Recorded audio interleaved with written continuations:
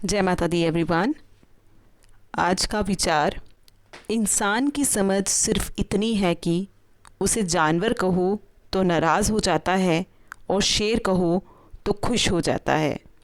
तो बेटा देखो, ये हमारी ज़िंदगी में कहाँ मैटर करता है। देखो इसका क्या मतलब है।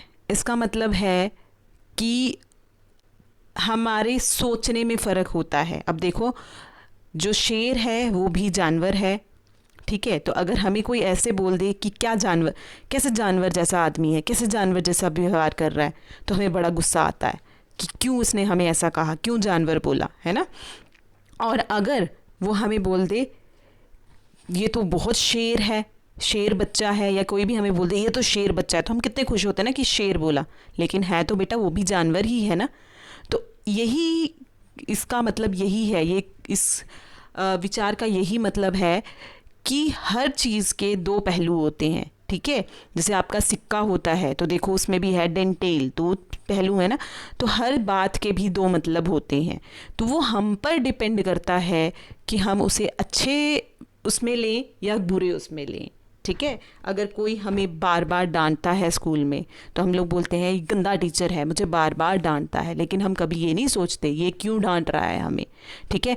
अब किसी बच्चे से अगर बार बार पूछते रहते बोलते हैं सिर्फ मुझसे ही पूछते हैं, लेकिन हम लोग कभी ये नहीं सोचते कि हमसे क्यों पूछ रहे हैं, ठीक है। अगर हमसे पूछ रहे हैं तो उसका क्या फ़ायदा है, ठीक है। तो वही बात है कि हर चीज़ के दो सिरे होते हैं। तो हम पे डिपेंड करता है कि हम उसे कैसे लेते हैं। और दूसरा विचार है, कदर करना सीख लो, क्योंकि ना ही ज़िंदगी वापस आती है और ना ही लोग। तो क्या है इसका मतलब कि जो चीज़ चली गई वो कभी भी वापस नहीं आती है। जो आपके पास है उसकी कदर करो, ठीक है। क्योंकि अगर एक बार जो समय चला गया वो भी कभी वापस नहीं आएगा।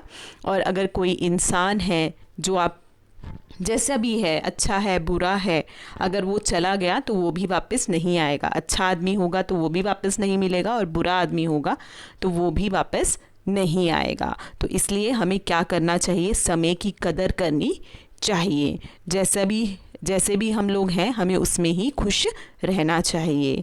तो शायद आपको ये अच्छी तरह समझ आए होंगे, ठीक है। तो इसका यही मेरा जो विचार डालने का यही मतलब है कि बेटा आपको समझ आए, बातें समझ आए, ठीक है। हर चीज़ को आप समझें, ठीक है। ये भी पढ़ाई से ही रिलेट है आपके, तो ये भी चीज़ें आपको समझना ज़रूरी है कि जितना आपके पास है उसमें ही खुश रहिए। Thank you and have a nice day.